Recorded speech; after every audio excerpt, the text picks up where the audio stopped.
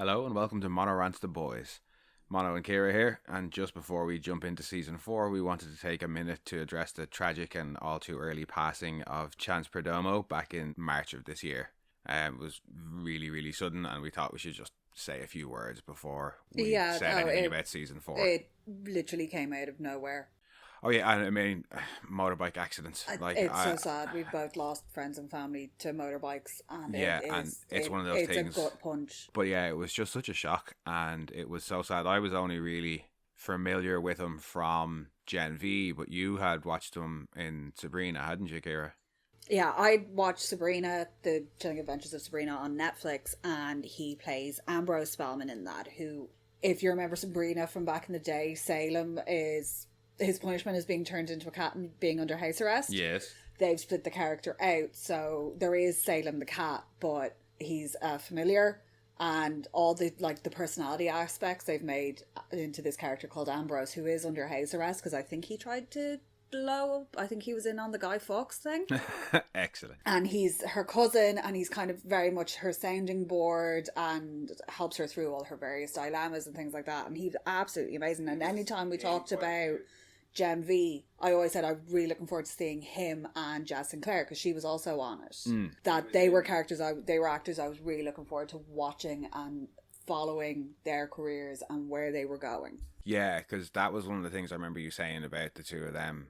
And it was going to be really fun to see what they do further down the line. And then they were cast in Gen V, and I was delighted. I was like, this is going to be amazing. They're both fantastic actors. And he was very much obviously a main character in Gen V, and we had kind of, I think me more than you, had some issues with the character of Andre in season 1, but just then towards the end of the season they started to go places with him. Just go places with him. That I was like, he's going to be a really interesting character, and I was really excited to see more of him in season 2. No, he will be very, very sadly missed. Yeah, and he'll obviously be missed from season 2, but more importantly from his friends and family's lives.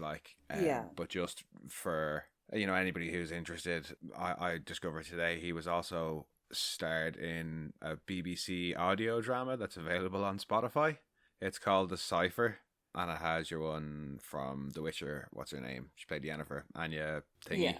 That all of that's up on Spotify as well, if anybody wants to go and have a listen. Yeah, and he also did the Inside of You podcast with Michael Rosenberg. He did an interview on that, which they did air. They weren't actually, he was kind of in two minds about whether or not to actually air it, because it's basically kind of his last interview. It was very shortly before he died, wasn't it? But I was listening to it, and it is well worth a listen to, because he was talking about his hopes, his dreams for the future, his life growing up, being very, very proud of being raised by a single mother, and it's just very, very nice interview.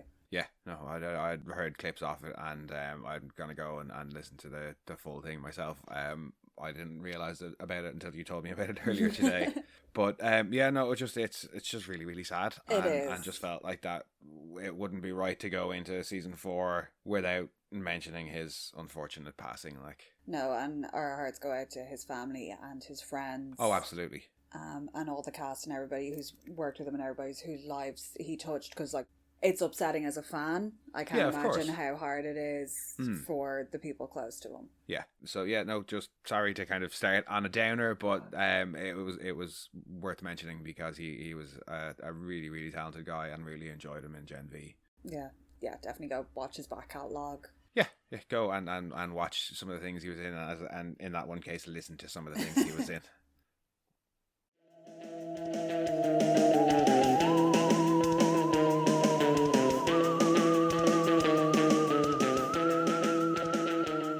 Hello and welcome to Mono Rants the Boys, the only boys rewatch podcast that was super excited to get a super duper reference. I'm one of your hosts and jack of all trades, Mono, and with me is my co-host and master of none, Kira. Hello. Hello, Kira. We are back to talk season 4. Yeah, super duper. Baby born.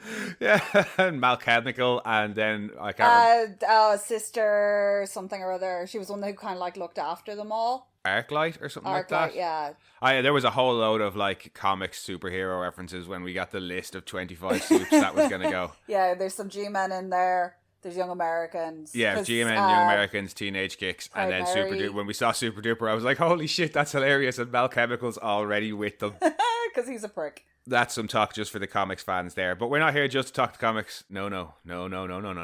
Season 4 is back. Season 4 is back, and we've confirmation of a season 5. Yes. And it will be the final season. Yes. Which I'm actually quite happy with. Oh, delighted with that. Yeah. Didn't want to see this getting dragged around the place. Like, no offense to Supernatural, but season 6 is a bit of a, we have this thing and we don't know what to do with it, so let's prop it up on some sticks. We were talking about this off air, and I was saying that at least with Supernatural, the concept of the show meant that you could just have... And the Leviathan were fun. There was but you could have different overarching bad guys for each season. You can't really do that with the boys, because if you kill Homelander, do Vought just replace him? And then if Vought just replace him, are we not just doing the same shit over and over again?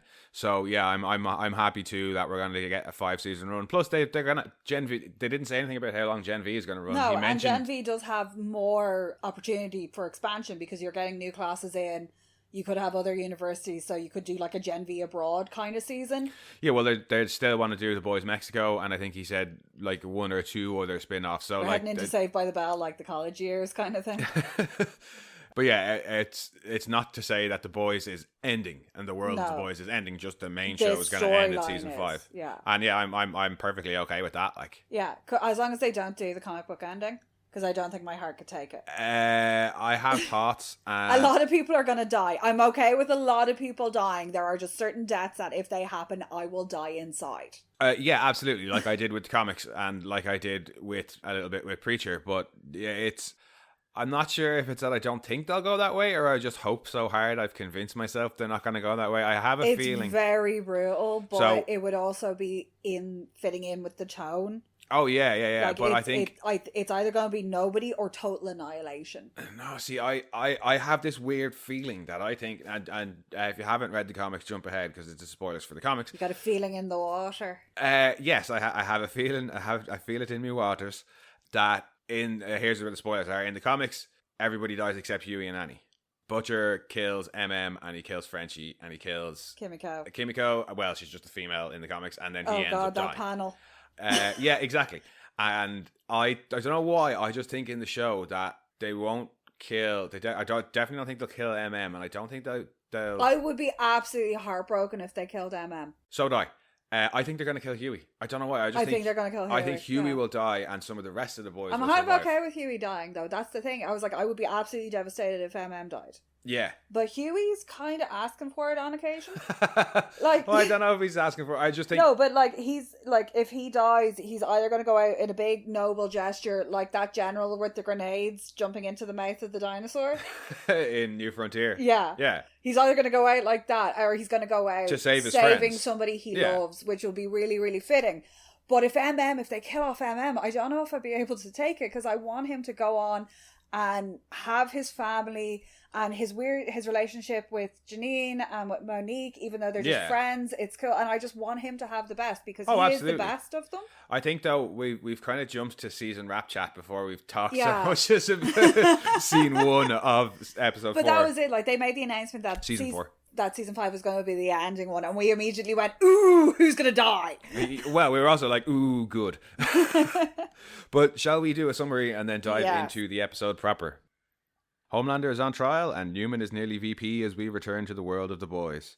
When some grey curlies cause Homelander to ponder his mortality, he decides he's done with yes men and sycophants and recruits the world's smartest soup to build his legacy. Meanwhile, the boys go after Newman on Mallory's orders, but Butcher and at least one other person at the CIA thinks they've got the wrong soup in their sights.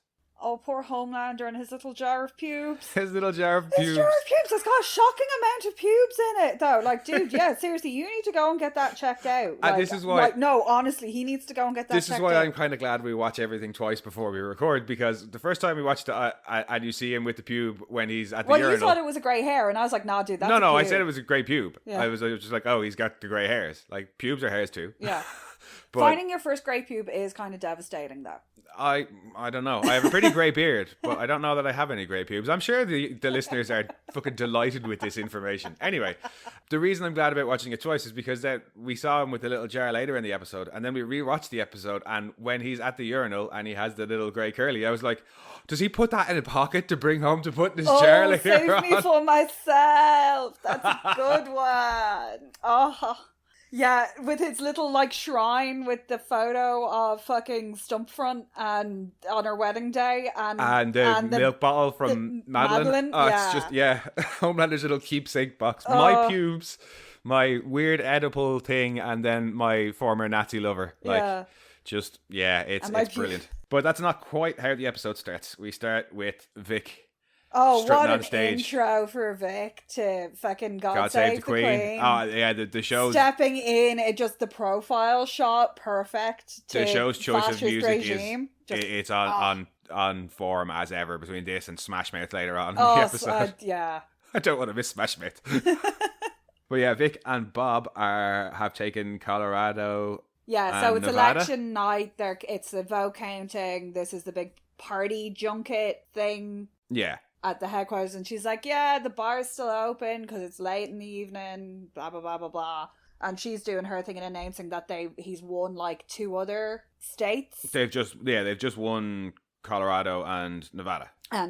So everyone's, like, cheering, and then you see Kimiko passing in the front. Isn't that risky? Because, like, Newman knows what they all look like. Because I was like, ooh, risky being there. Well, the plan is, as we later find out, to go there and kill her. So. Yeah. But it is supposed to be, you know. Assuming she doesn't clock you before you actually come in for the killing blow, you should be okay. I mean, they fuck it up royal anyway. Like. Yeah. But yeah, we see the boys are there and they are doing some proper espionage shit. Yeah, they're back in the van, which I love because it's Mr. Marathon catering. Because it was Mr. Marathon moving way back in season 1 when they're in the box van. I'm pretty sure it's Mr. Marathon catering, but it's a different van. It's not the big box van that they were in. No, it's the van that they've been driving around in since season 2, I think. Yeah, but they not get a new van. I know it's the CIA, but they have multiple vans. No, that's their Scooby van. I like it they're in the same van. And not the Predator wagon they're in later on. No, I'm just calling it the Scooby van because it's the same van. It's the one that they have at the start of season 2. It's the one that gets rolled with Hughie inside it. Yeah. It's the one that they're all in when Raider's head gets popped. No, but later on when they're driving around, they're in the other van that looks far more like a Predator mobile. Oh, that's the one I'm talking about. No, they're in the covert van. At the start. Sorry, no. I was in their Predator van later on. Like, I'm glad it's the same van. Because the Mr. Marathon one is a smaller version. It's not the big box van. But it's set up with all the cameras and shit in it. That's what people are here for. Van talk. Never mind my pubes. Anyway, yeah, so we see then pretty quickly that Butcher is still not looking too hot. Has no beard. Yeah, I don't... has, and it's weird, and it's just weird. It's growing on me though. Yeah, by the end of the episode, I was fine with it. It was just that first initial of like, because I didn't realize how much the beard shaped his face. Yeah. Until the beard wasn't there anymore. Yeah, because he had a very chiseled beard, and it was like, oh, where'd your chin go? Oh no, there it is. All right. Yeah, and I mean, like, it wasn't like I hide a butt chin with my beard, like not successfully. No, not very successfully. But yeah, I love you. Let's just say I'm glad we're in different rooms right now. No, the Butcher, yeah, he's still looking pretty shit and vomiting, but also he ain't in charge anymore. No, he's not in charge. Is the one running the show. Now you think he's just checking in because he's in the command center, and like Hughie's off. Himiko's after bringing out Gruyere puffs. Yes, spinach puffs. And Frenchie's there and he's doing something. He's got like a vat of some shit and he's putting it in eye drops. Hughie's off rerouting the cameras with Annie, who is not helping. No, she's being very irritating. She's getting kind of into Leelaville. And I don't like just it. Like, surely if the place is that dark, she'd have thought to light things up already. But she pulls on the power grid, so... Well, I mean, they both have phones. Phones have torches. Phones do have torches, yeah. So you kind of just think, oh, well, Butcher's off doing something. But then you see him fucking puking his ring up in an alleyway. It's when they give him the uniform and he's like, I don't need this. And he puts it in the bin. And then they walk up to the guys at the entrance and say they're there to commit some high treason. And when he goes to give Butcher the card and Kimiko takes it, you're like, oh. Ooh. And then, because the pair of them have been kind of like eyeing him. Yeah, and the cherry on top then is when he tries... Oh, and he was talking to himself in the alleyway. Yes, that's right. He said something about... We thought he was talking to Lenny. Yeah, we were like, we thought maybe is Lenny, he talking to Lenny? Because that would make sense. No, I'm glad that it's Becca. I actually am glad it's Becca. A, because it's nice to see... Maybe it's both of them. But yeah, Becca is really getting to him. It's nice to see the actress back. Chantal. I've forgotten her surname. I can't remember how to Van Santen, I think. Van Santen. It's us and pronunciations. Yeah. But it's just nice to see her back, and I think it will work better. Yeah. She knows him better than anybody else, because Lenny died when he was quite young. Yeah. Where she's been with him through a lot of the other stuff, and they'd reconnected, and she was his driving force for so long. Yeah, and the only one who's ever really been able to stop him from being himself. Yeah. At least to some degree. But yeah, no, then when he goes to get in the lift and they stop they're like, him. No, you're just here to cover our exit. And then it's like, please remove obstruction from door. It was just brilliant. It's just nice to see after 3 seasons of him being an insufferable, selfish dickhead. Like, and I love the character, but he's an insufferable, he's a prick. You would not want to know him. You wouldn't want to be friends with him. But yeah, it's nice. He's not a good person to have in your life. It's nice to finally see him on the receiving end of it. Yeah, on the the shoe being on the other later foot. On when they get called into the CIA, just the hatred from Grace. Oh, Mallory shutting the door in his face. It's great. So good. Oh, it's great. And he knows it's his own fucking fault. Yeah, like, because he's mouthing off before to and being like, oh, you're cock up. And it was like, you got made by a 12-year-old, you fucking stupid prick. Like, yeah. Yeah, because like he just can't even leave well enough alone. He can't, like, because Homelander's not supposed to be at this rally, but Homelander's there. Well, that's where we cut then to him having a very weird stance at the urinal. Where I thought he was going to be standing up on the courthourhouse or something. Yeah, I really thought he was going to be having an old self-pleasure moment. No, he wasn't talking to himself. Huh? He wasn't talking to himself. Yeah, no. But yeah, that's a weird stance to take when urinating. Yeah. All over your feet. It probably did. Yeah. But so we see the grey pube and some just amazing Anthony Starr acting as Homelander processes another grey pube. The amount of emotions that go across that man's face. He's a superstar. He's just such a good actor. It's so good. Like, because we were talking last year about Soulja Boy, and you know when Mallory shuts him down and he does that funny little lip. The little lip quiver. Lip. When he's trying to call her an angry lesbian, like yeah. That's fantastic. But Anthony Starr, it's just constant. It's so good. He does so good. Like, especially when in a show that already has a non-verbal character who has to express her emotions in non-verbal ways, he does so much good non-verbal acting. Yeah, like it just it's so barely restrained now. Yeah, like the cracks are really starting to show, and the grey pubes are the cracks. Like he's like, fuck no. And then when he's talking to Sage later on and she's pointing out things and he's like, fuck off. That scene's fucking great. Like, but he's been a bit further brought on. up his whole life to believe that he is this god, and he's really starting to fucking drink his own Kool-Aid at this point, because well, when he goes outside to Ryan, when he's talking to Ryan, Ryan's a little bit worried about the large group of people because he's still not been around that. The only time he's been around people was Side note, his voice broke. Yes. The only time he's been around other people was when Homelander and took him to that rally. Kidnapped him. He's been at a rally where somebody died. Yeah. He was in Vought when everybody kind of crowded around him. Yeah. And other than that, he's been isolated almost the entire rest of his life. Yeah, and then when he was with Mallory, he would have been fairly isolated as well. So he's still Mallory bothered by crowds. And the most it would have been very similar to what he'd had with Becca. Yeah. Which would have been incredibly familiar to him and routine and all of that. What I did like about that, though, as well, is when Homelander's trying to, like, comfort him and be like, that's nothing to be afraid of. He's like, you wouldn't be afraid of a bunch of cockroaches. And Ryan's like, yeah, I would. And I just thought it was, well, that's a very human response. Yeah. Responsive. Oh, I know cockroaches, like, do you remember the alleyway we used to walk through to go to work? Cockroach Alley. Yeah. Well, except the wall had Rape Alley on it, so it was Cockroach Alley. Yeah. And yeah, like there was cockroaches all the time, and I knew they were small and they weren't going to like leap off at my face. I still ran down that alley every single fucking time.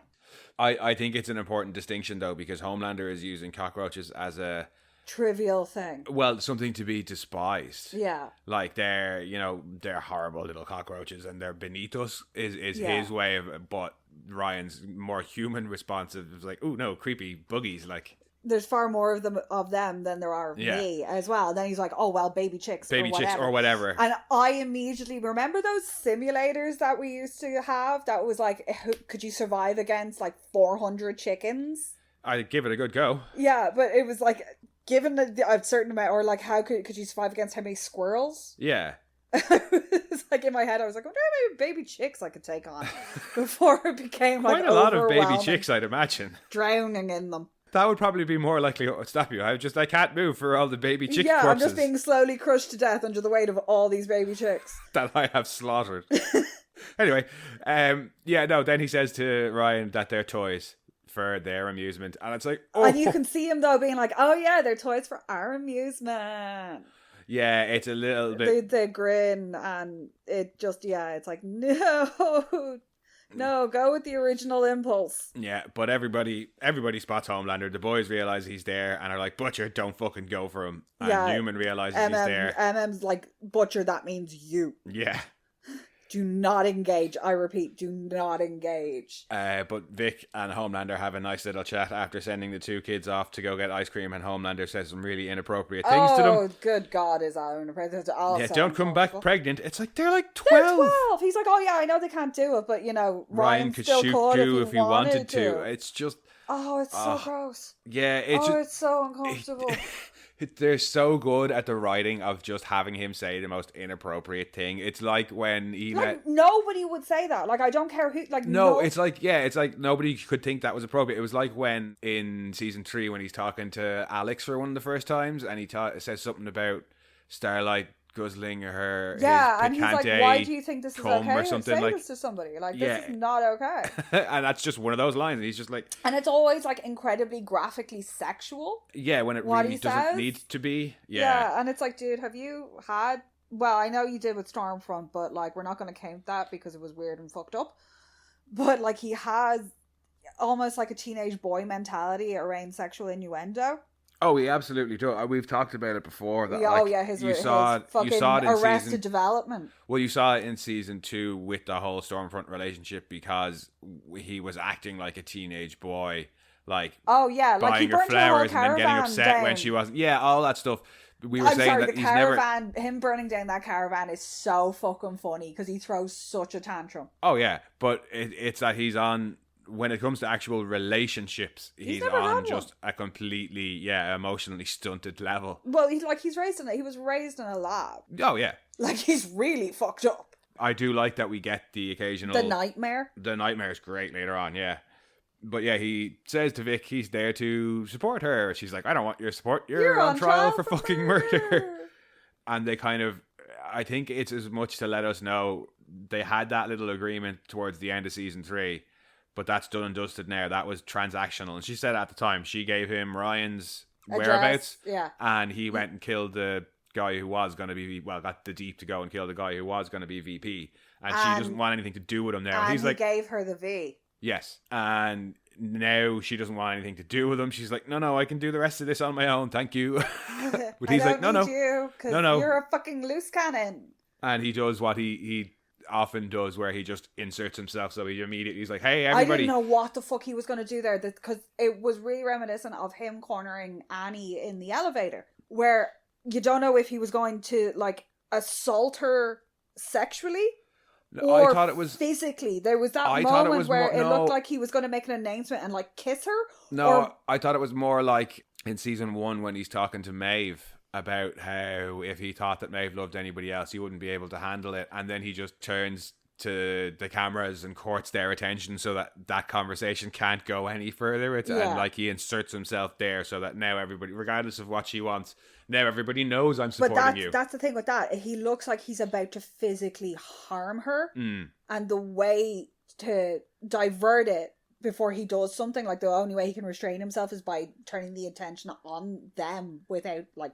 by saying, hey everybody, because he really does just before he turns and like is like, ladies and gentlemen, he really looks like he's fucking struggling to restrain himself from like actually laying hands on her. Well, he spends most of this episode torn between what he knows to be the smart thing to do and his ego not being able to handle whatever the situation is. And particularly when he's talking to like Sister Sage later on, it's just, again, played so well.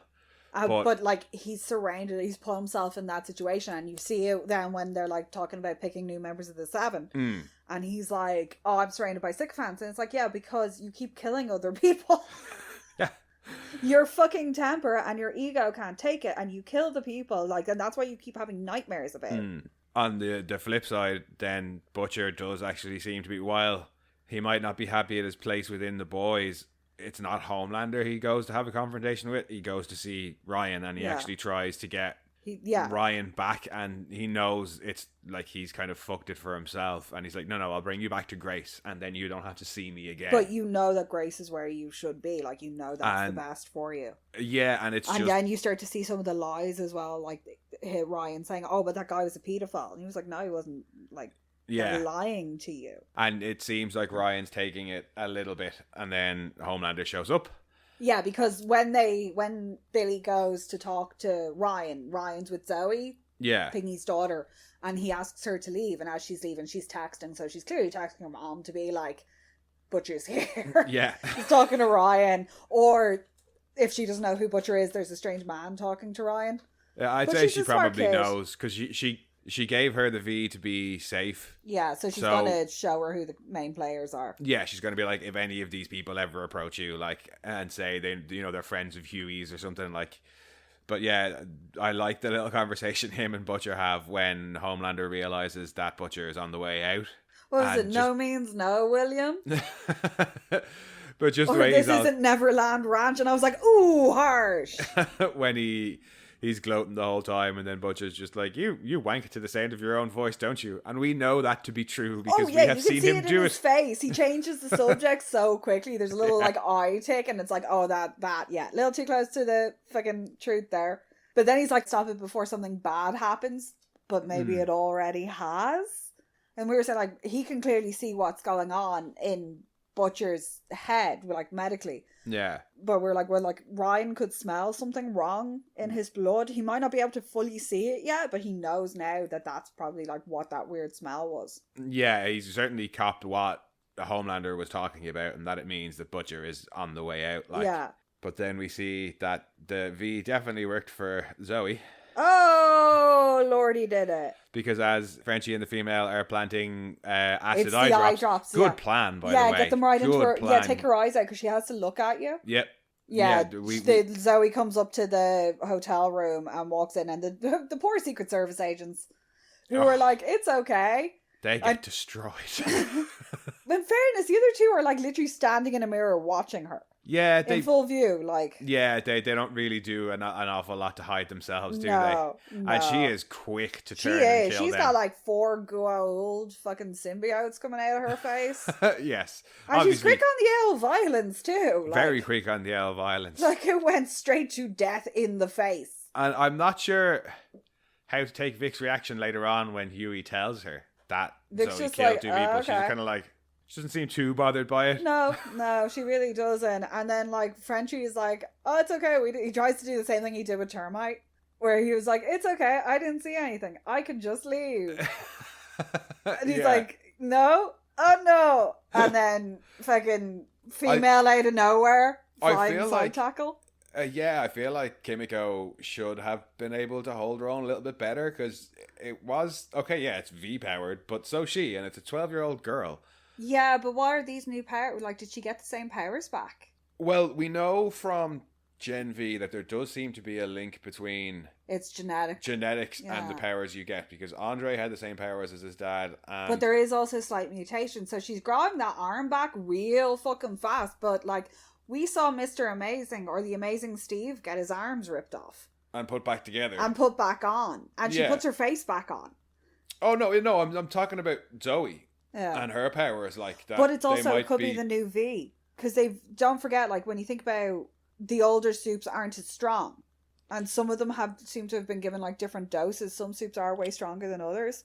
Yeah, and we've never really gotten an answer as to why So Liberty... maybe this is like just the new and improved Well, the earliest version seemed to create some of the strongest soups. Yeah, the ones that don't fucking age. Yeah, created Soldier Boy and so these are Stormfront who don't age. So this could be, because don't forget, like, Stormfront's been back in, so they might have put it back to the old recipe, V.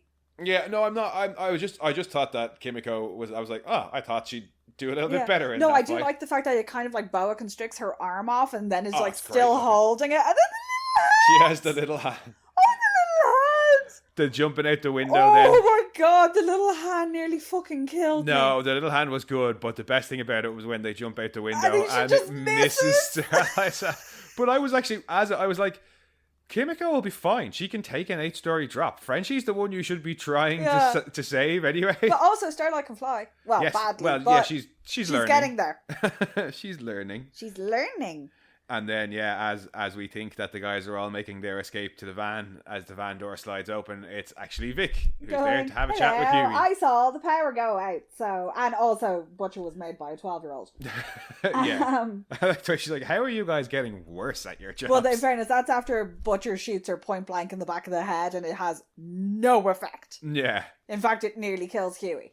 Earlier in the show, you could shoot. You could shoot some soups. At least one from Sage Grove got shot. Yeah. And Mesmer got his face caved in, but that was kind of early days. Yeah. Now it does seem to be that, soups by and large are bulletproof, which makes me wonder, why do so many of the Vought people carry guns? For the people. It's the same in Gen V. Yeah. They're all carrying guns and shooting at Sam, and it's like, bullets don't work. Yeah, bullets don't work on Sam. We know this. But, we see that bullets don't work on Vic either, obviously. No. That acid didn't work very well either, because they're having this whole conversation, and it's obviously like the first time that him and her have spoken since he found out that she's a soup. Yeah. Well, like with them all kind of knowing what's going on. And it's an interesting conversation. Because he's like, how could you fucking inject your daughter? He was like, how could you do that? You know, like, why this is so bad. Like, and she's like, oh, well, I have to protect her. And he's like, what? From the fucking shit? Like, no, he doesn't tell her that they know about the virus. That's later on. No, I do like, though, that when she's like, pot calling the kettle black. And no, it's pot calling the kettle an invisible transporting guy with his dick out. But his response, just quick, doesn't even need to think. His response is, worst decision of my life. Yep, biggest regret ever. I like that, because it's like, oh yeah, we've got Hughie back. This is kind of our season 1, season 2 Hughie. It's not Hughie who is making repeatedly stupid decisions of season 3. But yeah, I liked it as well, because I felt we kind of, like, they were friends. Yeah, it was nice to give them that kind of conversation for closure almost. Yeah, and like the story then about them staying up all night in the blackout and making Zoe feel safe. Yeah. And that she did nearly tell him, and her reasoning behind it. But that's the end of the night's adventures. And we're off to the CIA offices for poor MM to get just shouted at repeatedly. Oh, shoot out. Oh no, Butcher walking in and being like, oh, yeah, this is your cock up. And I was like, oh, you fucking dickhead. Well, yeah, it is his cock up, because he's the one running the show, and you don't even get to go into the office. And there's a lovely plaque for Raynor. That annoyed me. What? Well, do you not remember what I had said? I didn't want Raynor to die back in season 2. Yeah. And one of the things I had said was that why couldn't they have given us like somebody else and thrown in like Monkey?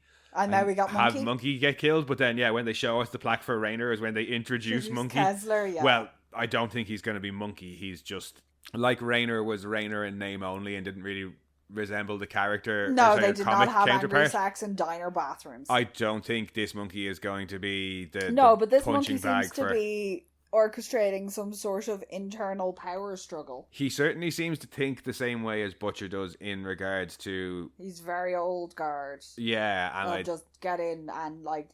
The thing that Butcher's mad at, which is that the CIA's main focus is on taking out Vic. Yeah. Because she is this close to being the VP. Which had been what he said at the end of season 3, but then I suppose he hadn't realised that Homelander had shot a guy on Main Street yet. No, well, he didn't shoot him. He lasered his face off. Yeah. So, yeah, Bobby Singer is in the meeting because he's obviously helping them take out Vic, because he's like, she is a heartbeat away from the presidency, and that's my heartbeat. Yeah. But I was like, why are you all shouting at fucking MM? Because they ballsed it up. That was supposed to be an assassination attempt. I know. It was like we had to tell their families they snorted fentanyl-laced cocaine. Because, unfortunately, the opioid crisis in America is so bad that is better than having them, or like more believable than having them murdered by a soup. Mm. But then, while that conversation is going on inside, you've got Kessler and Butcher having a chat. Have a quick chat, and I think it's just to set up what's going to happen later on with him and them. But it's like, here's this other guy in the CIA who thinks the same as Butcher. They have a bit of history. Been on Black Ops with Butcher. He's clearly aware of Butcher's full-on gung-ho kill everybody attitude, and seems to think that that's what they need at the minute. Yeah, because he's like, oh, remember when we were in like this valley and you pulled me out and you didn't care and you slaughtered everybody because it was what was needed to get the job done. Yeah. And it's like, yeah, Black Ops guys are fucking nuts. Yeah, a lot of them are. They really are. And like, Grace has it, or who was it said it the first time? It's like, you're not needed now. I can't remember who said it. One of the previous seasons was talking about how... Oh, that was Vic talking to Hughie about how he's a great guy, that in a time of war, Butch is the type of guy that you need, but they're not in war. Yeah. But yeah, they were. And now they're trying to do it like they haven't... I think that's... Now they don't realise they're at war. They do need Butcher. They need the way Butcher does things because they've tried to do it the sneaky way and it's not working for them. I'm just wondering what way they go with it, with the whole Kessler thing, and what way they could go with it. Will they like bring Soldier Boy back out or something? That's what I was thinking. Is he in charge of like the Soldier Boy project or something like that, or will he be able to like get it? Oh no, I have. Are they making their own version of V? Well, no, that's what I was gonna say. I have a sneaking suspicion that Butcher's not gonna die. We said this last season in the wrap. I think we certainly said it to ourselves. Butcher's gonna take permanent V to survive. Yeah. And I think maybe that's what Kessler is actually planning. He's like, we need somebody, so forget getting you on the V-24. Let's just give you full superpowers and you can go and kill Homelander. Yeah, because we know you have the laser eyes. Yeah, and we know that you're dying and we need you, so we don't want you to die. So here's some V and you can go for a second run. Yeah, we've been siphoning it out as Soldier Boy. Yeah, or studying him, and maybe they have made the version from the comics that's the stable, won't give you powers, just makes you strong and durable. I believe there are going to be some V-powered super animals. So, that's right. Yeah, we saw that in the trailer. Yeah, so because honestly, Jamie the hamster is best thing ever, and I've forgotten what the alpaca's called. Sloan. Which will answer a question about Sloan. Which way around is Sloan? Well, see, that was my whole thing was I wanted Sloan to be a sentient, superpowered llama, not a human that can turn into a llama and just chooses to be a llama the whole time. I thought it was funny if it was like a human that had been given V who just got stuck as a llama. No, I still really wanted to be a sentient llama. A llama? And hopefully... supposed to be dead. But yeah, we'll get some answers about what happened with that, because if they have a llama that they've sent to college that is engaging in deviant sexual activities...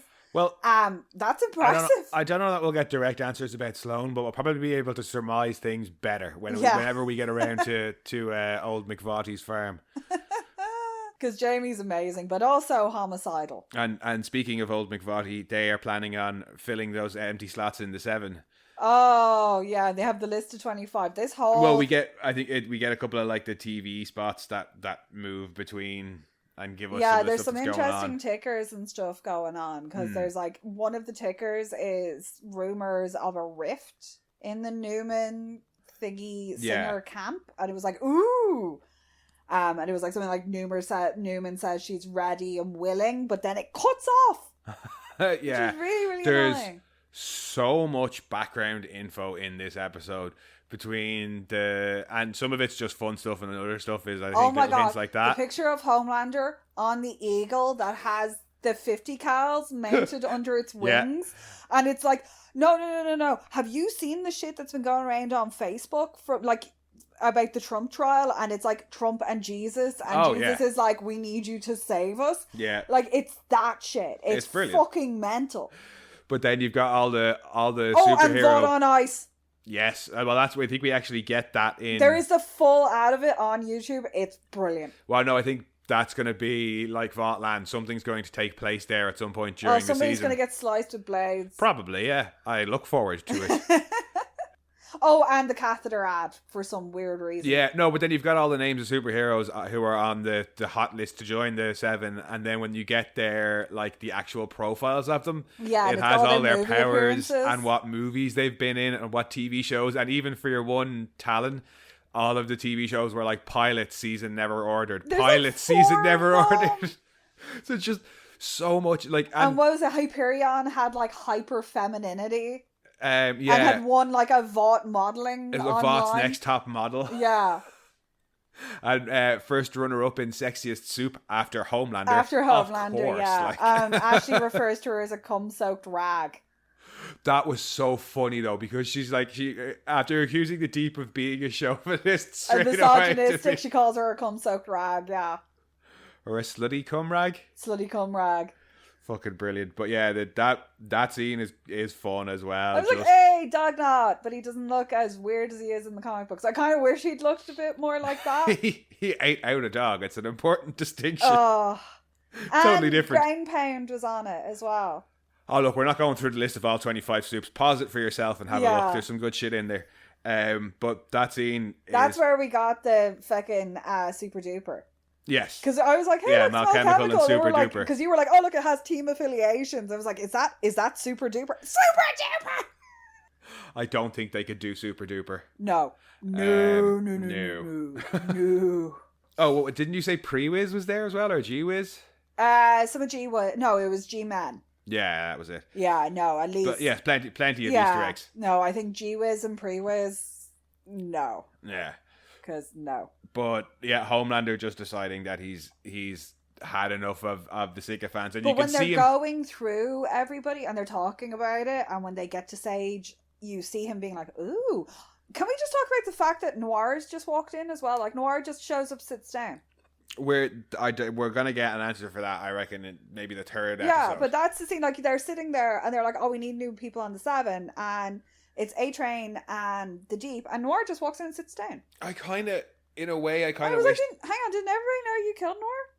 Nobody knows that Noir is dead, except for those people in that room and the guy in the suit. Yeah. Like, that was the whole thing. It is still Nathan Mitchell in the suit, though. But I kind of wish that they hadn't told us at the end of last season that Black Noir was dead, but there was going to be a new Black Noir and Nathan Mitchell was still going to be playing him, because could you imagine the surprise if we hadn't known that, of just seeing Black Noir just walking in, and the way the Deep is just like, hey Noir. Yeah. Like, I really want there to be like a continuing run of Black Noirs though, a la fucking Spinal Tap drummers. I don't think we're going to get it.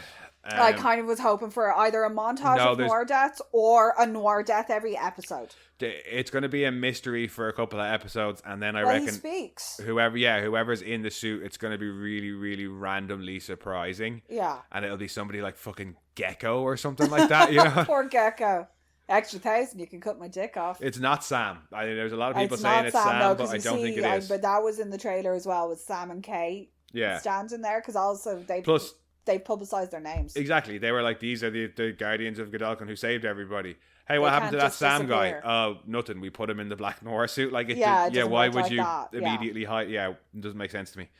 But yeah, that whole scene then when it turns and he's just making his point of how much they are yes man, and he's like, Deep, go and blow A-Train. But when he starts to talk, you can see A-Train looking at him and being like, no. I think A-Train's cop to what's going on, because he's like, you're fucked, man. Like, I think as well, in the moment I think Joe's realised like Homelander's just making a point. But I really hope he's not going to make the point. Is living Ashley in is the corner. It. Ashley is going to be reenacting this with Cameron Coleman later on. Yeah, she's going to be having the best time. Ashley's just upset it stopped when it did. Oh, she's so upset. And the Deep being like, sex is a spectrum, yo. Because one of the TV spots was him doing his interview with Hayley Miller. Oh God, yeah, there was no octopus. And she's just a hysterically imbalanced woman who, might I add, took a shit on let's not forget, took a shit on my bed before leaving. Yeah. And Ashley pauses and turns around and is like, tell me you got rid of the fucking octopus. And he's like, yeah, I got rid of it.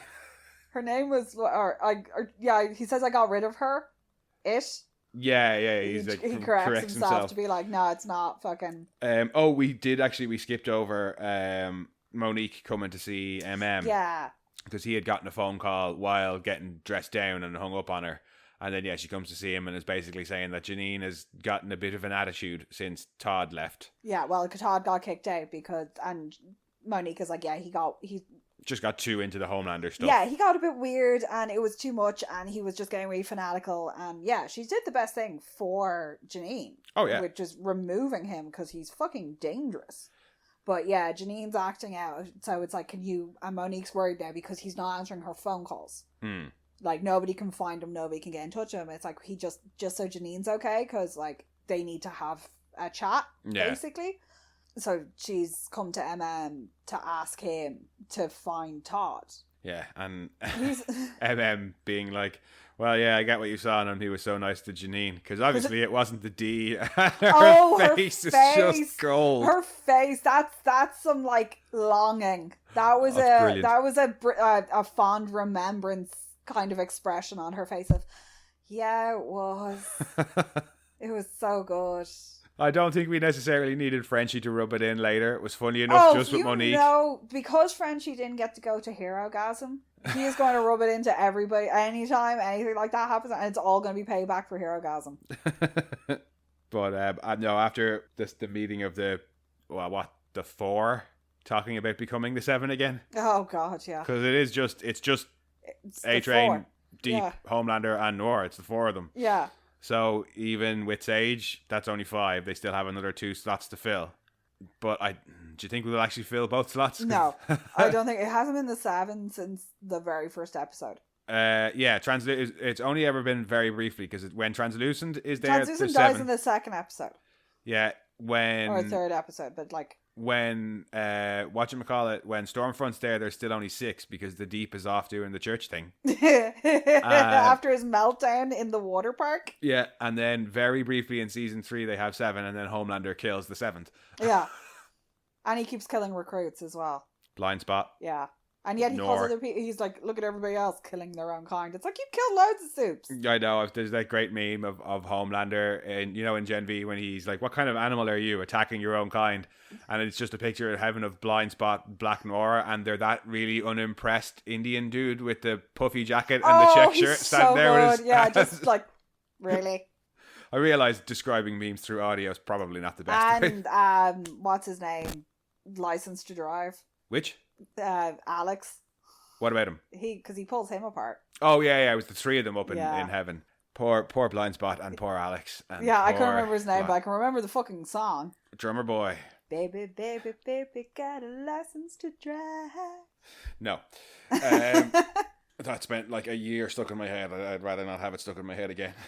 So when we cut back to the boys, Annie is doing some flight training. Oh, it's not good, is it? She can stay in the air for 33 seconds? Yeah. I mean, it's better than me. I can stay in the air for some as long as whatever height you're falling from. As usual, Butcher's got some snide comments. Yeah, well, he's been dressed down, and he is, in fairness, he's chuzzling a bottle of vodka at fucking 11 o'clock in the morning. Yeah. I just like, put it in the recycling. No. Yeah. Hughie briefly attempts to cheer up Frenchie, who's just a bit despondent after the acid not working. Does a terrible job of it, and Frenchie leaves, and then Butcher leaves as well, and MM and Annie are like, we don't have to keep him here, Hughie. Like, you're the only one who wants him around. Yeah. And he's a bit of an asshole. Can we just cut him loose? Yeah, because there's, like, you've had Mallory say to somebody who's either, like, idiotic or... How exactly does she phrase it? Insane? Or idiotic. Think that you still have something to add, but I don't. Yeah, and then she just shuts the door in his face. You made the very valid point, though, of even if they don't want him there, it might not be a bad idea to keep him around just so you can know, want Butcher or at least have some idea of what he's up to. Butcher loose with no moral restraints and nobody to say, no, you can't do that. Yeah, is far more dangerous. You keep him on a short leash where you know exactly where he is. Yeah, you need a because canary. Even though he's on the team, he's still running around doing sneaky shit. And also the fact that he is still on the team, shows that he still wants to do something with them. Now, like when he says to Kessler, "Oh, I've got my plans to be back on top," I'm not so sure about that. No, he's got some sneaky but he definitely does have some sneaky plans, because as we see later on, he does have covert deals. meetings of a clandestine nature. Oh, in fact, that's directly following that scene as he goes off to have a talk with Vic in the Vought video place that has the polarity standee, which I thought was a nice touch. And it's next to a what was it, Church of the Collective building. Like, there's a shuttered Church of the Collective next door to it as well. But Vic comes in and says something very interesting about the secret service. Yeah, well, they were Red River in the comics. There was a secret, like, clandestine group inside the secret service, like the fucking, you've got the military groups that you can, like, hire. Oh yeah, well, look, that take on government contracts and things like that. That's why it's called Red River, because in the comics, Blackwater. Yeah, in the comics they're basically Blackwater, but they're Blackwater on the Secret Service with their own agenda that works for Vought. Yeah. So I think that they're introducing I a bit of that reckon here. they're either out at Sage Grove or what was the other one that they had? The one where the Global Wellness Center, the Elmira facility. Yeah, well, I think they're all probably, like, Red River, Sage Grove, and Elmira, I'd say, are all probably linked and run under the same Global Wellness dodgy Center umbrella. Yeah, it probably is all to do with the Global Wellness Center, because that's where they say they've sent Maeve in season 3 when she's being held captive, and that's what the ambulance says that picks up polarity. Yeah, it is. Yeah, I wonder will we get more of that this season? And I think they are the ones that have, the ads that they have for, like, medical things and stuff like that, and the catheters. But the other really interesting thing that's said in that conversation, apart from the fact that he's trying to make a deal with her to get Ryan back, is that when he has a little moment as well where he's distracted by somebody talking, like... he has another random imaginary person he's talking to moment. But he tells her about the virus, that he knows he's got the virus, and that it's not strong enough to kill Homelander yet. Yes. Which is interesting. Yeah, well, because originally they were only trying, like, when you think about when she got the virus off Thingy, they had only kind of, it was infecting them and making them sick and making them die, but it was taking a while because that hadn't been, like, the goal. And it was only really Shetty being fucking bananas. And he's the strongest soup, so he's going to need a stronger dose or a more potent version of the virus than just your average day-to-day soup. Well, you'd assume, especially if they're saying it's not strong enough to kill him yet, because we've seen it already kill other students. Yeah, in a rather gruesome fashion. And speaking of hospitals, it's not just soups in hospitals in this episode either. No. Poor Hugh Sr. is in hospital. Oh, it's so sad. Yeah. I do like the fact that they were like, hey, can you come back on so you can lie in this hospital bed, Simon Pegg? Yeah, come back so we can kill you off, because I feel like they maybe are going to kill him off. Yeah, well, his mom's back. Well, also just because of that line that Hughie says to Butcher later on after he's come back from the hospital, and he says about even if he comes around, they don't know. And you think that's a really sweet and loving moment, and Butcher maybe is showing an ounce of humanity. He's at least showing an ounce of, like, self-reflection, because he's talking as much about himself as he is. Yeah. And he goes to give him the hug, but the hug is just to pick his pocket. Yeah, I was so disappointed. With the randomizer key fob things for the login. It's 2 steps forward, or sorry, 1 step forward, 2 steps back with Butcher, because every time he does something that I think you're like, oh yeah, you're making the right decision, you're doing the right thing. It's like watching BoJack Horseman. It is, although at least at the end of this episode he does make the right choice. Yes, he does. I really wish I hadn't seen that, but yeah. What, the somewhat fucking goatsy Stephen Fleet and his fucking prosthetics. Are we sure it was prosthetics? That could have just been somebody's butthole. Wasn't paying that close attention. Well, maybe it is. Maybe how many buttholes can we squeeze in per season? If it was somebody's butthole, it was a really easy day's work for that porn star. We got the butthole in the last season at Herogasm. Yeah. Can we stop with the buttholes now, please? I don't think they're going to stop. No. We find out a little bit more about Starlight post the 7. And the whole Starlight House thing. When MM is getting reamed out in the CIA, he keeps saying, oh, she goes by Annie now. Yeah. And Mallory's like, that's great. Can she melt her fucking eyes out of her head? Yeah, don't care what name she's using. Don't care. Like, just can she do the job? And MM's like, well, if she gets close enough without getting her head popped off, but we just don't know. Like, we might have to face up with the fact that Vic is fucking invulnerable. And yeah, then you get all the stuff about the Starlight House. They want her to still kind of be Starlight for the purposes of the charity. Like, he has a point. Annie's house sounds like we're selling raisin cookies. But you also see when they're walking through the Starlight House, there's that guy who's watching the fucking... He's watching the firecracker truth bombs, which we've seen once or twice throughout the episode already up to this point. She seems to be nuts. I think she's from Florida. I think she's supposed to be female Alex Jones, kind of. Yeah, basically. She's like some right-wing fucking nut job, all the guns. But yeah, we see a guy. I don't know whether or not that will come back later, the fact that one of the guys in the Starlight House Because I was like... Are they just making sure to see what's being said about her? Yeah, or is he... Because the fact that he, like, closes it down pretty quickly... it was like, ooh. Yeah, it'll be interesting to see where that goes. But we meet... Colin as well. Colin! Oh, Colin.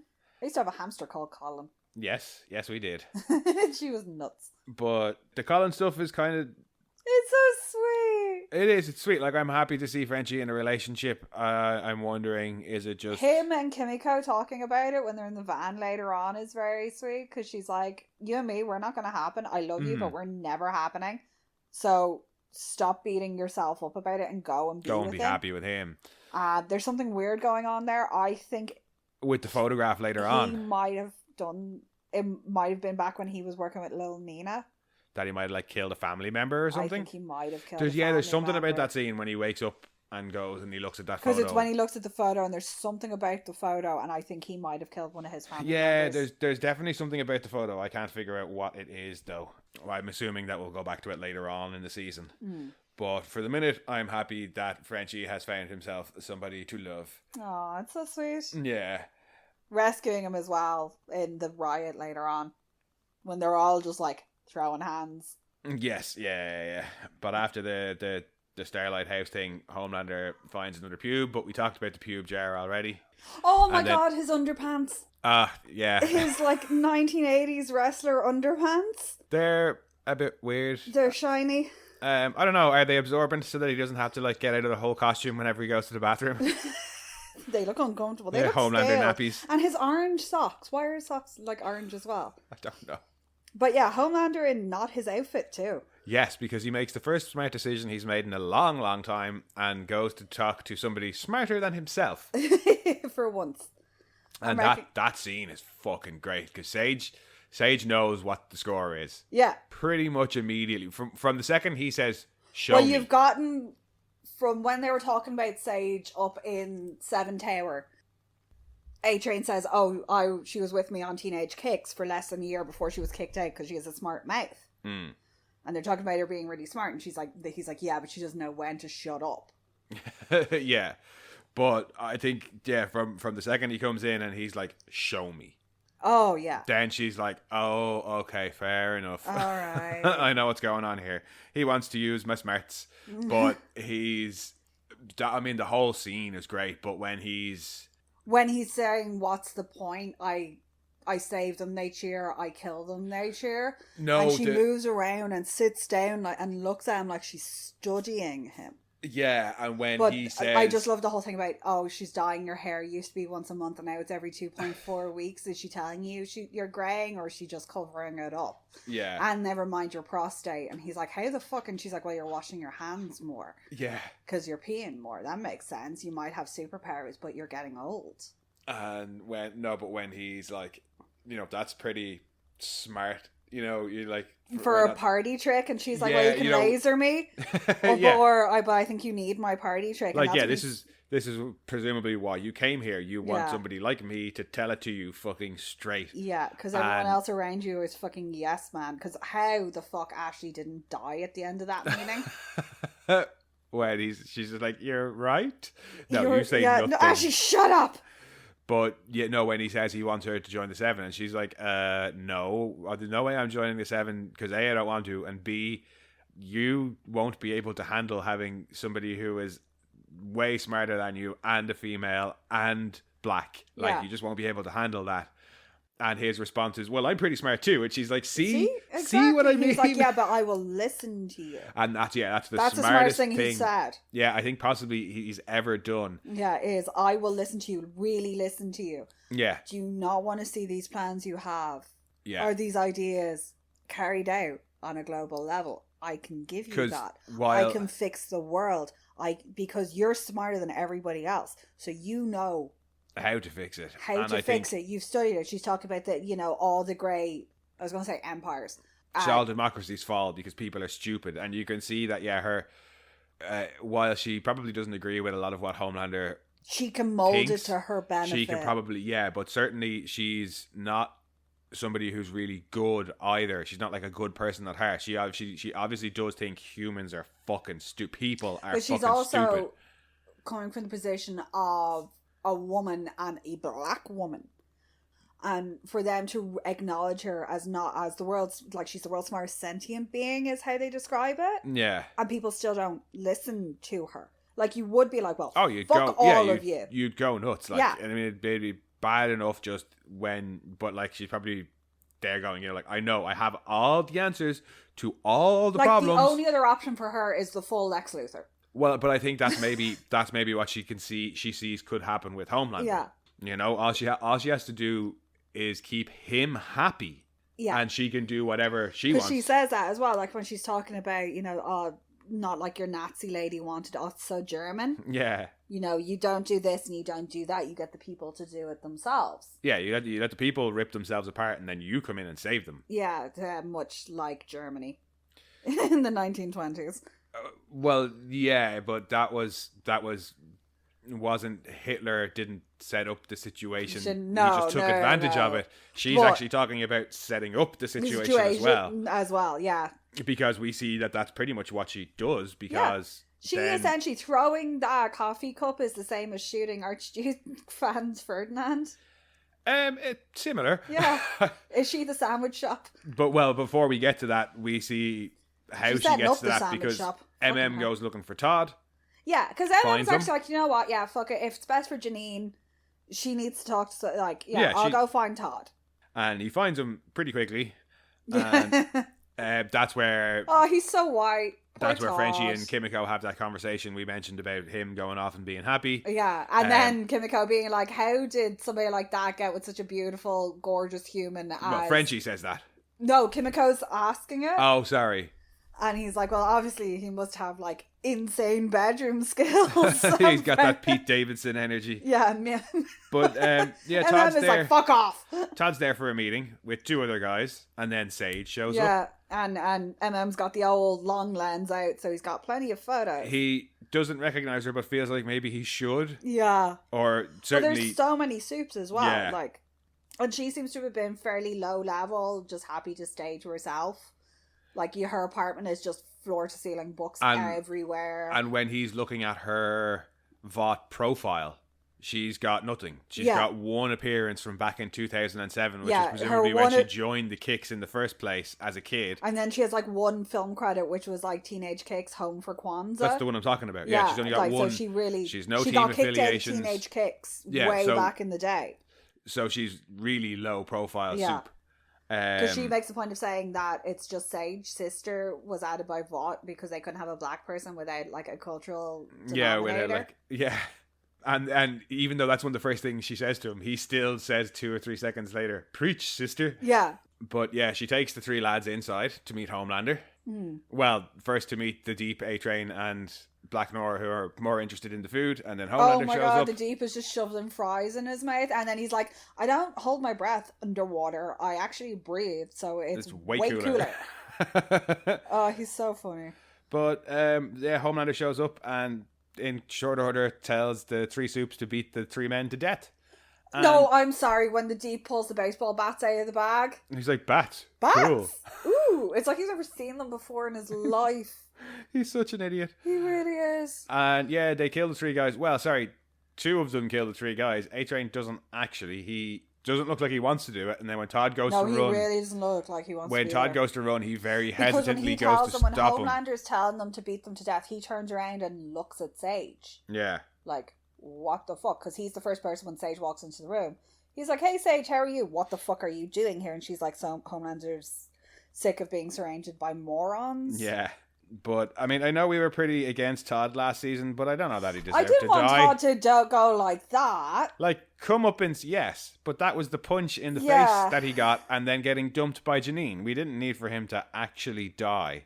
Yeah. But then, that's what happens, I he's suppose. An idiot who got sucked into it. But I didn't want something bad to happen. Like, him getting punched by MM, fair enough, he deserved that. But even the choice of picking them as well, I think is... Oh, because they're 3 super fans. So they would also be the ones who'd most likely be vehemently supporting Homelander. Yeah. And like we had already heard from Monique, these were guys who went off... Well, if they're like Todd, they went off the deep end, stopped talking to their friends, stopped talking to their family, became obsessed with the Homelander stuff and all the Homelander conspiracies about Starlight. So if you find out that 3 of them have died at an altercation with Starlight people, you'd be like, oh yeah, they would have been the ones who would be most likely to, like... Yeah. So even the choice of them is quite smart. Yeah. Because then, as we see... Because he's already like, oh, thank you for your sacrifice. And you can see their spouse starting to be like, what? And he's like, oh, you will be martyrs. It also makes the 3 lads complicit in it all. Yeah. Because they killed them, for starters. So now they have to be on your... Well, the Deep's already killed for Homelander. And then you get Noir being like, what the fuck was that? And it was like, Noir? What? Noir ducked. And then the Deep later on being like, Noir was right. That was fucked up. Yeah. Yeah, they're complicit too. But then they get A-Train to take the bodies outside and dump them. Yeah, well, they see then the guys outside who are waiting in the van to wait for these guys to come back out. They see Homelander coming out and they're like, oh, what the fuck? And Frenchie's like, yeah, isn't he supposed to be like at his trial verdict today? Which is where they then go. And they like realize that that's where he's flown off to. And he only had to take off this time, so I'm sure he was very happy. And they drive around there and the 3 lads are just told, wait here for further instructions, and Sage leaves as well. Yeah. Like, they don't even question her. Well, I think they know. Yeah, they've probably been briefed. Well, not that. It's just they've just copped from context. She comes in, and then Homelander comes in and tells us to kill some guys, and then she leaves and says, you'll get instructions. They probably cop, okay, this is Homelander's the one telling her what to do. But yeah, she then buggers off to the riot, or to the courthouse, and starts a riot. And then A-Train shows up with the bodies when things are nice and hectic. I like when Homelander comes outside from the courthouse and is like, no. Well, the way they start the riot off, because they have the 2 sides are separated with a walkway down the middle, and Sage works her way in through the Starlight side, and she's just got a cup of coffee, and everyone's waiting on the verdict coming out. And the verdict comes out, and they're like, yeah, not guilty, woo! Because you got this whole thing, there's a montage of Homelander, kind of once he finds the Grey Pube, and then the court are talking, and meetings, and Ashley, you've got the voiceover of Ashley saying that the tower rebuild is... Oh, that's his budget. Nightmare, like... Huh? That was part of his nightmare? Yeah. Yeah. There's a bit in that where the judge is like, you cannot refer to the person as a victim. That is for the jury to decide. And it was like, oh, fuck. So the judge and everybody, they bought that. So no big surprise. The verdict for murder comes back. I think it's like self-defense. Comes back as... It's not guilty anyway. Not guilty. They're like cheering. On the other side, they're like, oh, well. And she's like, right, now's the moment. Cup of coffee. Fucks it at the home teamers. Think so, yeah. And is like, fascist pig, and then it all kicks off. Yep. It kicks off in a big way. Yeah. Full on. Lovely violence. Yeah, the boys show up and help various people. Frenchie goes off to help Colin. Well, they're basically pulling home teamers off the Starlight fans. Yeah. That's who it is. They're all the ones that are on the ground. Like, they're... Well, MM goes to stop a woman who's being beaten. Yeah. To stop a woman from being beaten.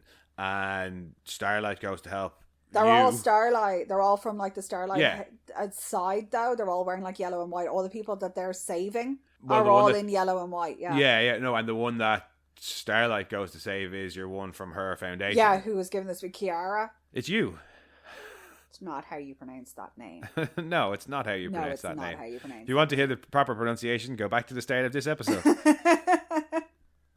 In fairness, like, I have spelled my name to people and they've not been able to pronounce it after they've heard it. After they've heard the spelling, their brain has just gone, no, but it's a C. But when Homelander comes out and he's like, no, stop. You're what all are you doing? Special people. Help, police. It's very Willy Wonka. Yeah. Oh, God, yeah. No, help, police. And then Starlight's actually genuinely trying to stop it, and she's after leaving the hospital with Hughie. Yeah. Because Hughie's there with his dad, and she's there. And she's like, Hughie's the one saying to her, you have to go. Yeah. You actually have to go. And she gets there and she flies in quite badly. Not a great landing. No, not a great entrance. And, like, she's straight in. She's immediately, like, pleading with people, like, can we go home? We can fight, but we don't have, there's different ways. We don't have to do this. And then she hears your one Kiara calling her. And she's getting the absolute shit knocked out of her. She's getting stomped on. She's, like, you can hear shit cracking. And, like, she's clearly in, and by the time Starlight gets to her, like, it's hard to know if I was going to say, possibly even dead. Like. Yeah, like, if she's not dead, she's going to have, like, some horrific injuries, because there's a couple of boots to the head. But then everybody sees the bodies that A-Train's brought and left there, and are like, oh my god, Starlight fans killed them. Like, it's straight away, it's like, Starlight, look what they did. I love the fact that when they're showing it later on the Cameron Coleman hour, that they have the heads blurred, but they're like in... Yeah, we won't tell... Until the family, like, for respect for the families. Never mind the fact that you can't legally in America anyway. Yeah. The fact you can't release the names until the families are notified. But it's like, yeah, here you go, badly blurred image. And you've got talking to Monique about coming over the next day to tell Janine, and we'll both tell her together. And Homelander sitting there watching it on TV with Ryan having a celebratory glass of milk. Nice cold Ryan, glass you've of barely milk. touched your milk. Oh god. And Ryan, it's milk now with vitamin R. Right. Ryan tells him that Ryan looks upset, and Homelander's like, you can tell me anything. We're basically going to be as one. Yeah, we're going to merge into the same person. No, I'm not merging my programming with you. And Ryan's like, I don't want Butcher to die. Homelander's like, even after all the horrible, horrible things, he said some really horrible things about you. My mom loved him. And Homelander's response then is, and what about you? No, it's not his response. It's the way his face changes entirely. It goes really cold. He pulls back in. Yeah.